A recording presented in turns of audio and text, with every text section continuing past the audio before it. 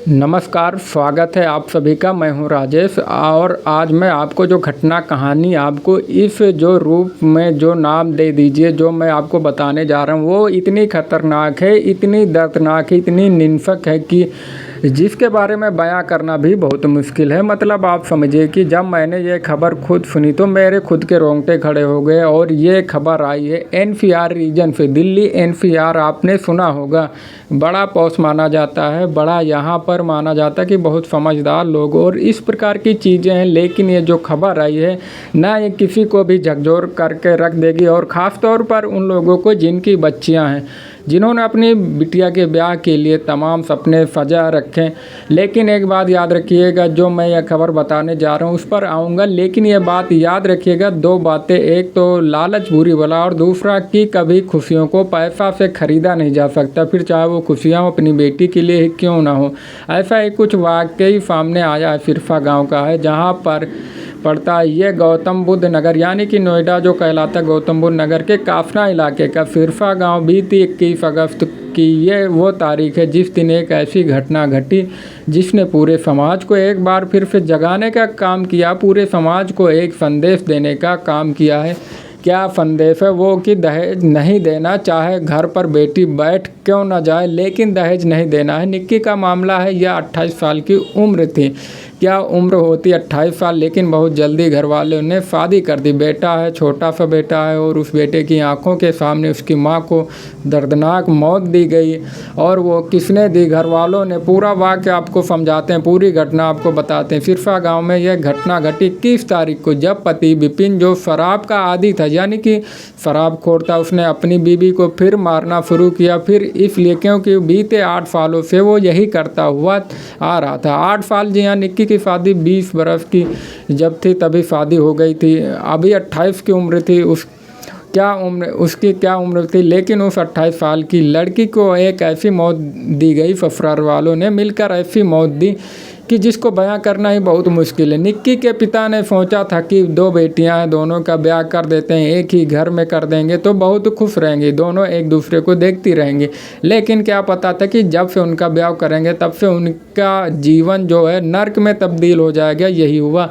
शादी हुई, उसके बाद मारपीट शुरू कर दी गई, प्रताड़ना शुरू कर दी गई। बच्चियां दोनों, निक्की और उसकी बहन कंचन, दोनों झेलती रही कि ठीक है, एक ना एक दिन सब सही हो जाएगा। पिता ने मुंह भर के पैसा दिया, जेवरात दिए, गाड़ी दी, एसयूवी गाड़ी दी, स्कॉर्पियो दिया, एक के बाद में कार और दी, ताकि मेरी बच्चियां खुश रहें। लेकिन ऐसा नहीं हो पाया। एक बच्ची आज ये बता रही कि उसकी बहन पर कितना जुल्म हुआ और दूसरी बहन, यह दूसरी बच्ची है जो आज उसके साथ क्या क्या हुआ, यह आज तक जो हुआ वो बताने के लिए इस दुनिया में नहीं है। और मासूम छोटे से बच्चे ने, जिसने ये सब कुछ देखा, उसने बताया कि माँ को पापा ने चांटा मारा था, गला दबा, माँ बेहोश हो गई। उसके बाद लाइटर जला दिया। इस घटना के बारे में शब्द कम पड़ जाएंगे, उसको बयां करना कम पड़ जाएगा, उसका दर्द बताना कम पड़ जाएगा।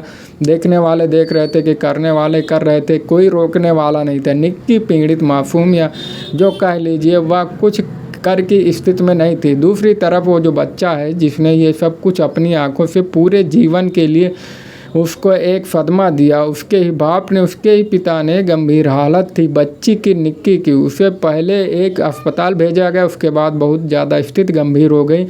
सफदरजंग अस्पताल भेजा गया, जहां जा रही कि शायद वह जाए, लेकिन रास्ते में दम तोड़ दिया।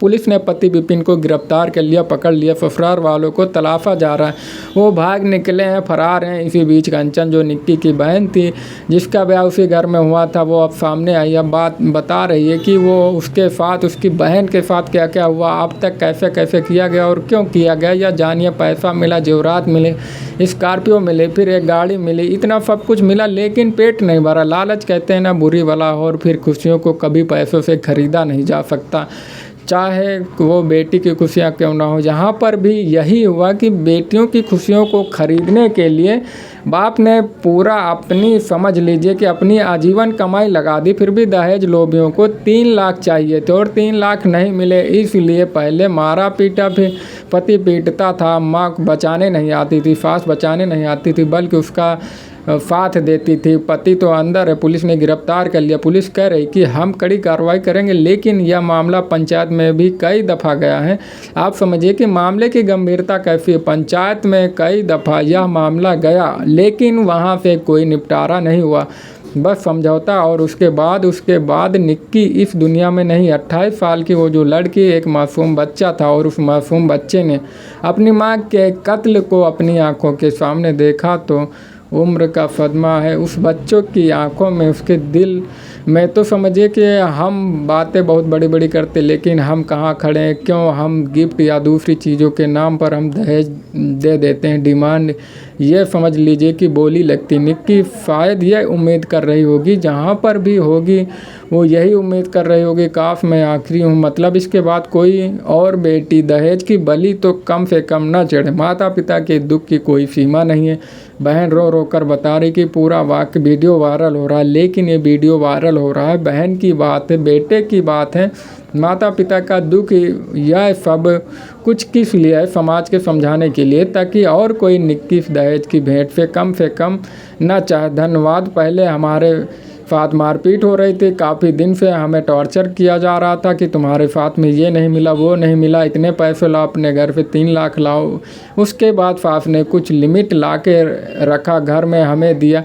फिर मेरी छोटी बहन के ऊपर बहुत ज़्यादा अत्याचार करा, उसके सर में गले में बहुत सारी चीज़ें मारी, और उसके बाद उसके ऊपर तेजाब डाल दिया। वहाँ पर हमारे बच्चे भी साबुत थे, मैं कुछ भी नहीं कर पाई। मेरे साथ भी बहुत ज़्यादा बदतमीजी करी इन लोगों ने। सर से ये चोट कैसी लग रही है, ये भी मुझे परसों रात 1:30 बजे से 4 बजे तक मेरे साथ बहुत बदतमीजी करी। इन सब बातों को लेकर तुम्हारे बाप ने एक का सामान लिया, दूसरे का दहेज लाओ, अब क्या कर लेगी पंचायत। तुम मरी हुई अच्छी हो, यहाँ से निकल जाओ, हम दूसरी शादी कर लेंगे। हम कोई ऐसे ही थोड़ी, हमारे माँ बाप ने भेज दिया है साथ समाज के सामने। ये सारी चीज़ें कह के मेरे साथ यहाँ पे चांटा मारा, और मुझे यहाँ पे बहुत बुरी चोट लगी। मेरा यहाँ से दांत भी कट गया।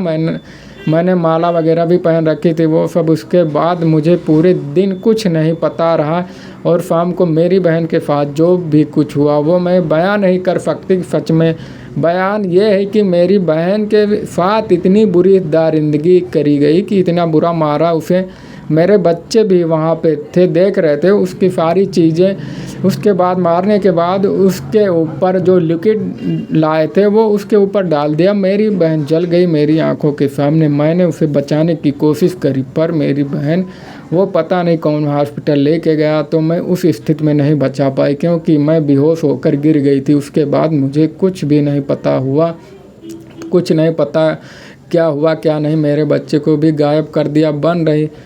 बन रही तो ये जली हुई की वीडियो ये दिनांक को 21 तारीख को रात्रि में फरकिट हॉस्पिटल से थाना कासना पर मेमो प्राप्त हुआ कि एक महिला जलने से भर्ती हुई है, जिसे सफदरजंग रेफर कर दिया गया। पुलिस ने तत्काल संज्ञान लेते हुए फर्टिस हॉस्पिटल से होकर सफदरगंज जल पहुंची, लेकिन रास्ते में उस महिला की मृत्यु हो गई। परिजन मिल गए थे, पुलिस वाले ने पंचायतनामा करवाई और पोस्टमार्टम करवा। परिजनों ने उसका अंतिम संस्कार किया। जो मृतका उसकी बहन की तहरीर पर सुसंगत धाराओं में थाना कासना पर मुकदमा पंजीकृत किया गया। पति और उसके परिजनों ने खिलाफ पुलिस ने कार्रवाई करते हुए पति विपिन को हिरासत में लिया तथा अन्य की गिरफ्तारी को टीमें गठित है। शीघ्र उनकी